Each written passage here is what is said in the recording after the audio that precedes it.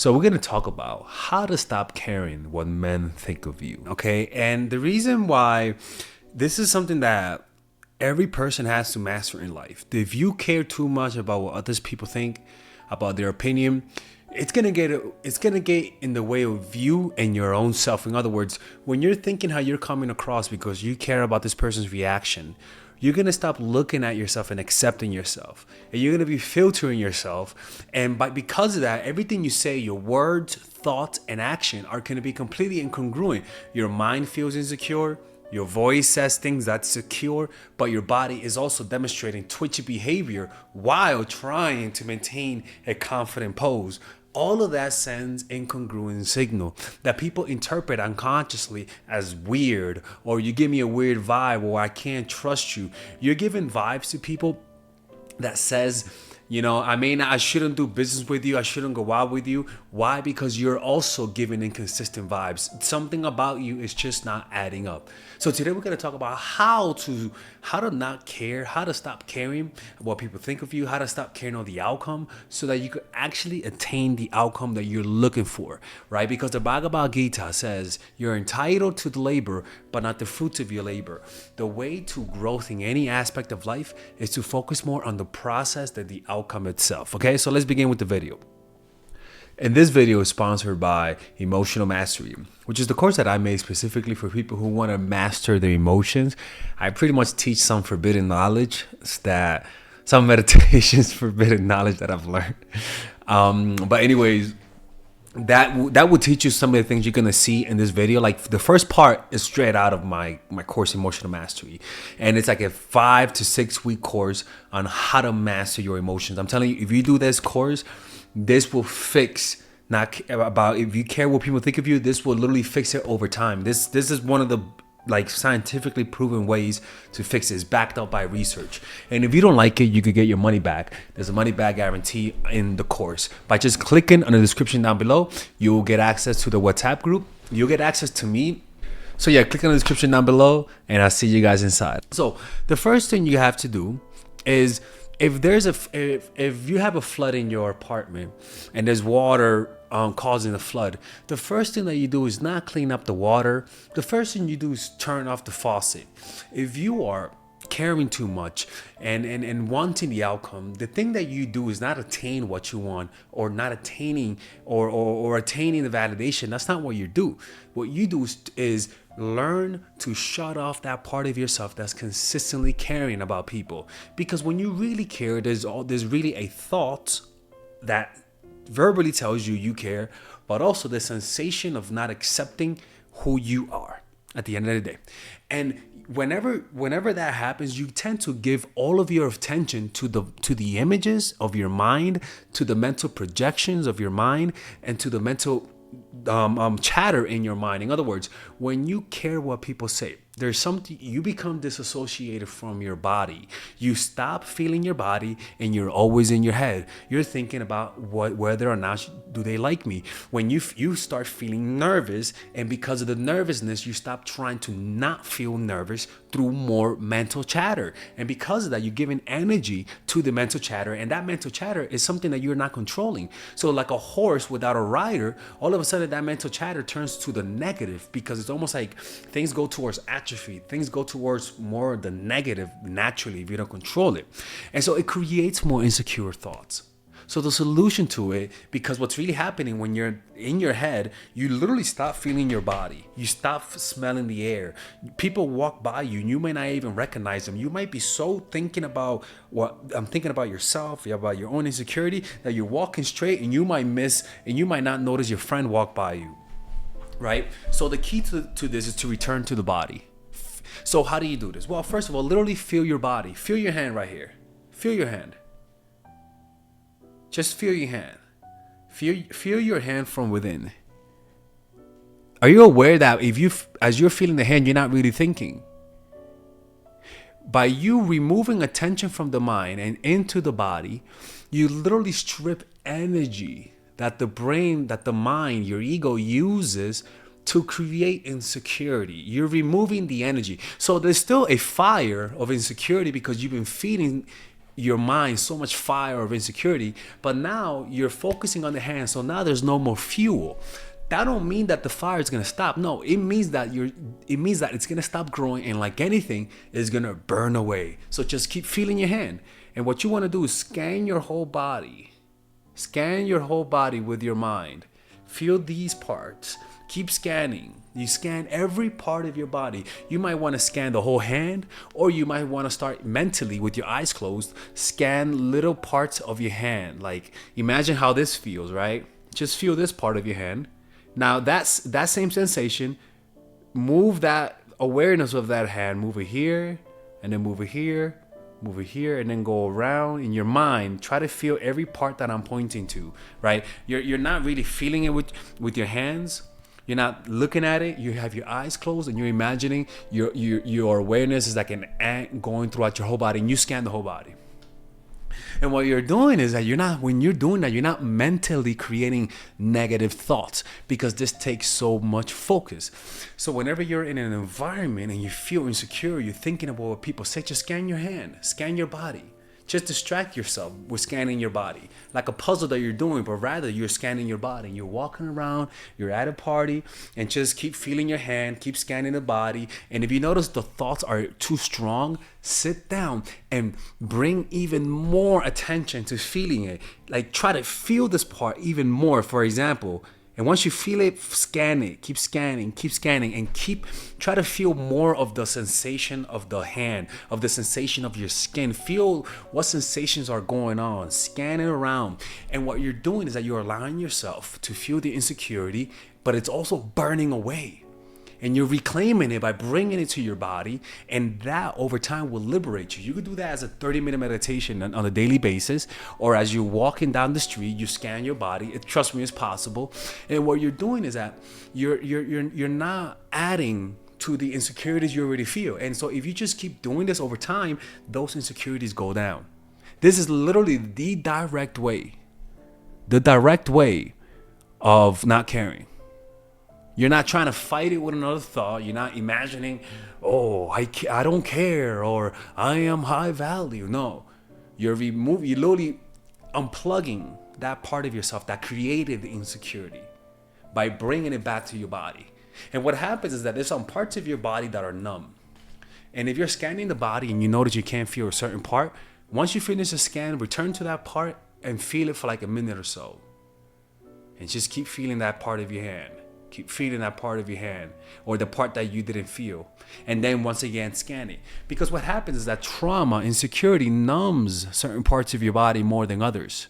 So somebody might notice they feel numb here more than here. For me, it might be my thigh. For some other people, it might be here. But once you're scanning, be aware you couldn't scan it that well. Keep scanning it, finish it, and then return to that, feel it, bring all of your sensations to that part for like a minute, and then do it again. I'm giving you guys some crazy shit. The next one is realize that we're all gonna die. It's another part. Visualize that we're all gonna die. Once you're able to see the death in everyone, in yourself, and in your kids, and your family members, and your friend, you'll notice that there's a part of you that stops caring. It's almost like, hopefully I could put this poetry. Seeing the world through the eyes of death allows us to perceive things as they truly are, with an intensity that cuts through illusions. It's akin to watching footage of loved ones who have passed away, evoking a bittersweet longing. Death adds a haunting beauty, revealing the underlying physical reality of our destiny that we often choose to deny. Being aware of our mortality enables us to embrace the raw reality and miraculous brevity of life. We are able to dance with life the songs that death whispers to us. It mirrors the profound experience we will all face in our final moments, where heightened consciousness emerges as we cling to our remaining time in this world, where we see people's faces for who they really are, sense the true essence of the consciousness of our loved ones, and see the world as one through the brotherhood of death. Without the constraints of ego, we absorb the world and amplify its impact. This reality is available to us at every moment, inviting us to contemplate our existence and discover deeper truths, to feel at ease at the thought of our separation with the physical world.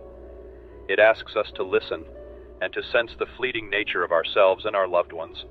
The world we live in offers us our countless perspectives to see the world through, numerous realities to experience. You can see the world as a child, as an adult, as a villain, as a hero. However, viewing the world through the eyes of death represents the ultimate reality, the closest proximity to the essence of truth. Similar to how gravity distorts time through the eyes of death, there's no distortion of reality from the ego. It allows us to see things as if it were our last encounter, bringing us eyeball to eyeball without flinching with the nature of reality itself, and finding peace in our mortality. And so you start seeing the world through the eyes of death. You start seeing your mom knowing that she's going to die. You start seeing your friend knowing that they're going to die. Even the people who you care, who are judging you, and you want their validation, imagine and know that they're going to die. Your desire for the validation goes down. If you notice that maybe something in your life is not going well, you also know that one day you're also going to die. Normally, we go through life in a very distracted, dreamlike state, with our gaze turned inward. Much of our mental activity revolves around fantasies and resentments that are completely internal and have little relationship to reality. The proximity of death suddenly snaps us to attention as our whole body responds to the threat. We feel the rush of adrenaline, the blood pumping extra hard to the brain and through the nervous system. This focuses the mind to a much higher level, and we notice new details, see people's faces in a new light, and sense the impermanence in everything around us, deepening our emotional responses. This effect can linger for years, even decades. We cannot reproduce that experience without risking our lives, but we can gain some of the effect through smaller doses. We must begin by meditating on our death and seeking to convert it into something more real and physical. One day, everything's gonna go away. What you want to do is meditate on that for like a few minutes a day. Meditate on how are you gonna die. Imagine what are the different ways you might die. What are the different ways one of your friends might die? Imagine mourning the death of someone, mourning the death of your friends, mourning the death of your family members, mourning the death of certain cities, perhaps mourning the death of those who died. That will bring you closer to reality, and there's a certain weight that's lifted, because a lot of the times, a lot of our fears and desires come from our fear of death, right? That fear is the main foundation to all of our emotions. Fear of death. If you have a strong fear of death, you're going to have a stronger inability to deal with emotions. If you have no fear of death, you'll notice that you can handle your emotions a little bit better, unless you're a psychopath. Most of us spend our lives avoiding the thought of death. Instead, the inevitability of death should be continually on our minds. Understanding the shortness of life fills us with a sense of purpose and urgency to realize our goals. Training ourselves to confront and accept this reality makes it easier to manage the inevitable setbacks, separations, and crises in life. It gives us a sense of proportion, of what really matters in this brief existence of ours. Most people continually look for ways to separate themselves from others and feel superior. Instead, we must see the mortality in everyone, how it equalizes and connects us all. By becoming deeply aware of our mortality, we intensify our experience of every aspect of life. So other things that you could do is just imagine when you're watching younger people walk by the street. Imagine how they're gonna be old, how they're gonna look when they're old. When you see older people, imagine how they looked when they were younger. Imagine you want to get comfortable with the movement of time and stop seeing people static, like as though this 20-year-old will always be 20 and this 70-year-old was never young. You want to be able to understand it by visualizing everyone's eventual death, and every older person how they looked when they were young, so that you can actually have a real perspective on time, so that you could then respect the time that you have on this earth. This will liberate you. This will bring a certain level of happiness. People who experience a near-death experience will tell you that for a few days there's an afterglow. An afterglow where you appreciate life and you stop caring about the little squaddles. And people will tell you that those who almost die, they don't care about what people think of them. All they care about is their family members. All they care about is about things that really matter. In December of 1849, the 27-year-old writer Fyodor Dostoevsky, imprisoned for participating in an alleged conspiracy against the Russian Tsar, found himself and his fellow prisoners suddenly transported to a square in St. Petersburg and told that they were about to be executed for their crimes. This death sentence was totally unexpected. Dostoevsky had only a few minutes to prepare himself before he faced the firing squad. In those few minutes, emotions he had never felt before came rushing in. He noticed the rays of light hitting the dome of a cathedral and saw that all life was as fleeting as those rays. Everything seemed more vibrant to him. He noticed the expressions on his fellow prisoners' faces and how he could see the terror behind their brave facades. It was as if their thoughts and feelings had become transparent. At the last moment, a representative from the Tsar rode into the square, announcing that their sentences had been commuted to several years' hard labor in Siberia.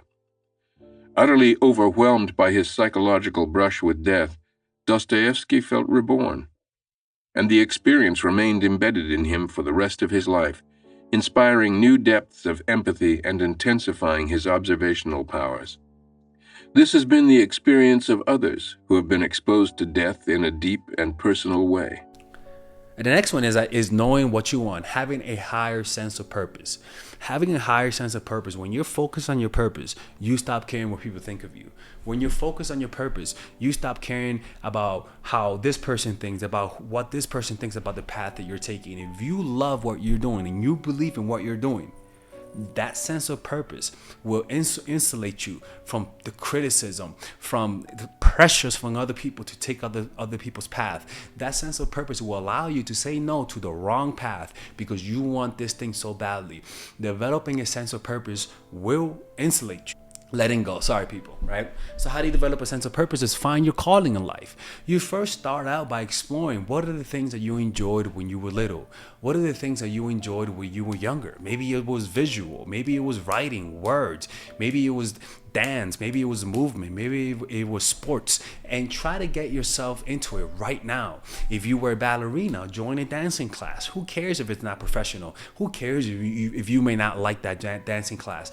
The road to exploring who you are, it's a road that's dark, but it leaves you clues. You're almost like with your eyes closed, trying to find something in the room. As long as you're searching, you will eventually find it if you keep touching things. And yeah, the first thing that you touch might not be your phone, but if you keep looking around, keep searching in the vicinity, which is doing the things that you did when you were younger, keep trying and don't be afraid to fail. And all of a sudden, you're going to find your phone. You'll find your calling. But the key to it is this. And the more you do this, the closer you get. And as long as you take the slow route, you'll get there faster, right?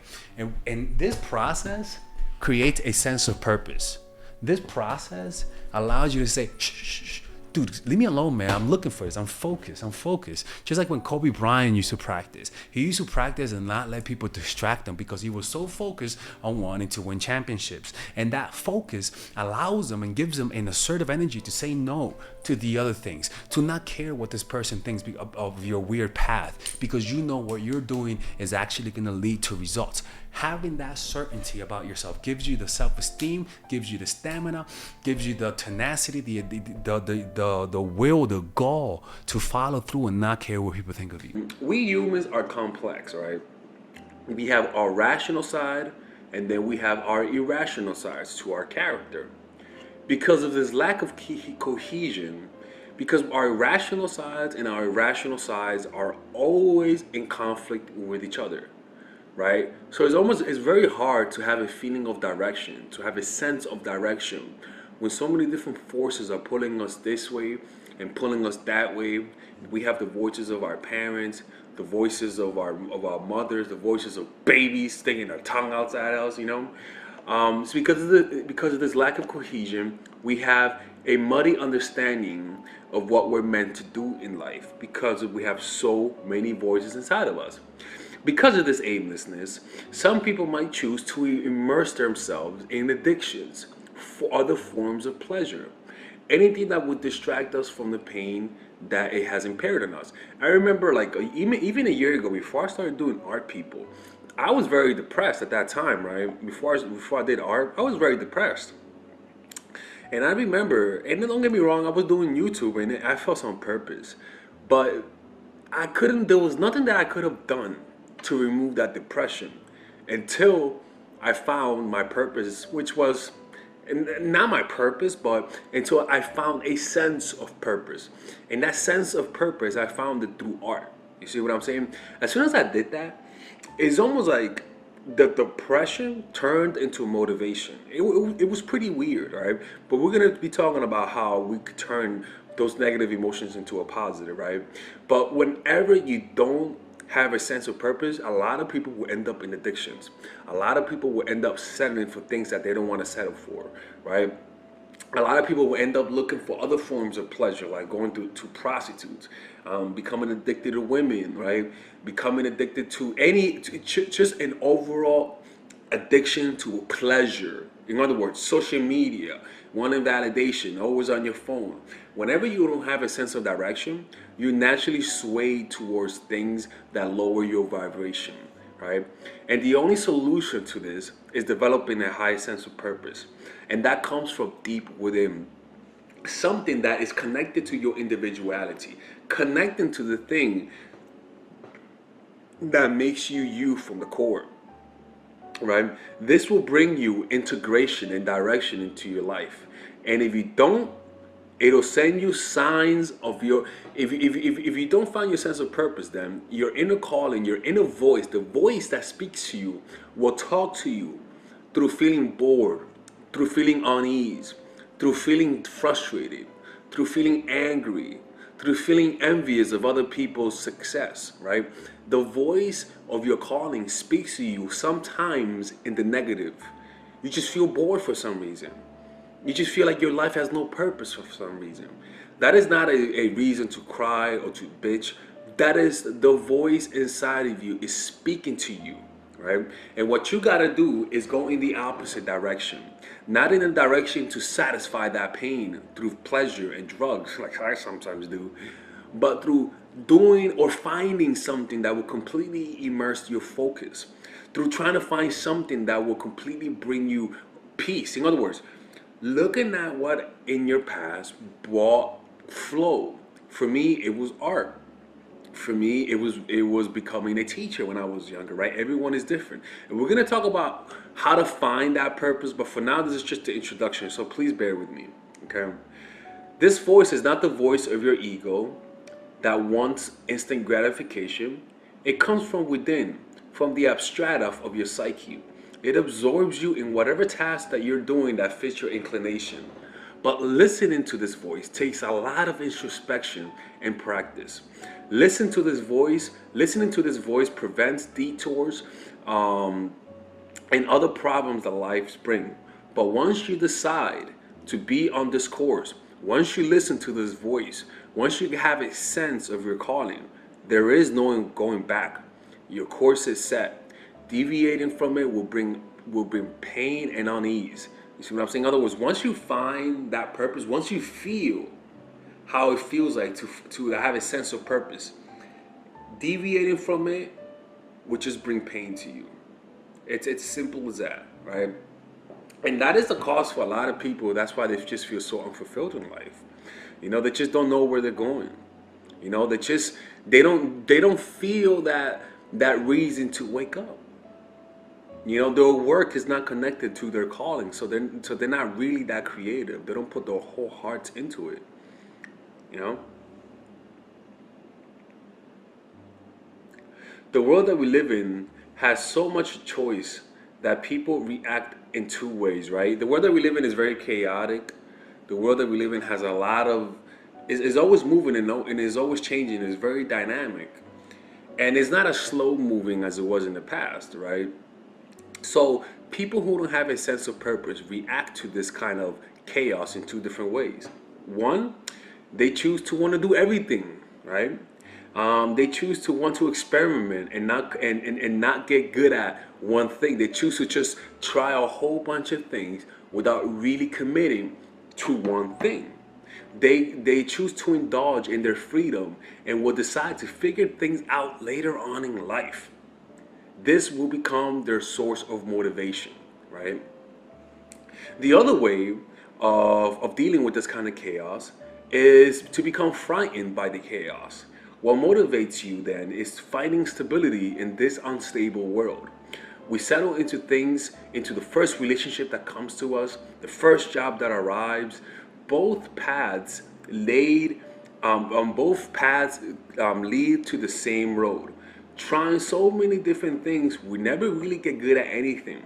We never really focus because we're used to distracting ourselves and trying new things, right? Even when you settle as a result of fear, after a while, when you hit your 30s, you're gonna begin to feel like you really didn't achieve your potential. You're gonna feel like something within you was taken away. You'll grow resentful to life. You'll always be going around on a daily basis envying young people. You'll be walking around continually regretting the fact that you didn't do nothing in your 20s, right? That's what happens when you settle, when you take the easy path. And you know what? I don't blame people for this. Like, this is something that do what's best for you. But just realize that there's more risk in settling. Actually, I don't know, to be honest with you. I truly don't know. I mean, everyone's path is different, and I'm not going to tell you what to do because, some people settle and they're happy with it.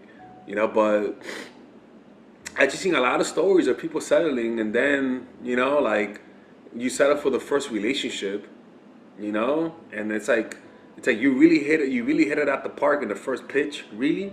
Or was it the fact that you just didn't want to deal with the pain of finding the right person and being patient? You were too much in a rush. That's not how you want to make your decision, right? In your 30s, it's not too late, people. There's no such thing as being too late.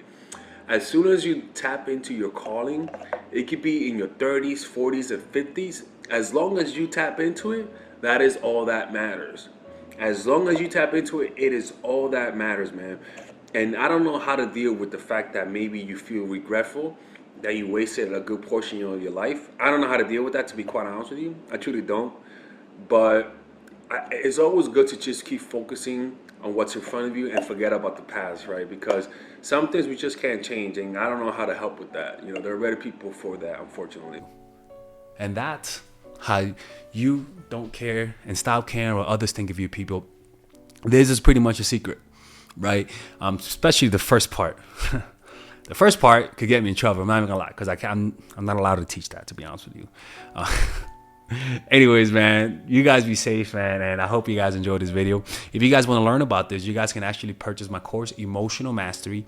It's a course that I did based on the principles that I talked about today on how to stop caring what people think, and also how to let go, how to liberate yourself from your emotions, how to master your mind, how to develop a strong meditation practice. And I also give you guys different meditation techniques week by week that will add up upon itself. Okay, so click in the description down below to purchase it, or I'm closing the channel. Take care.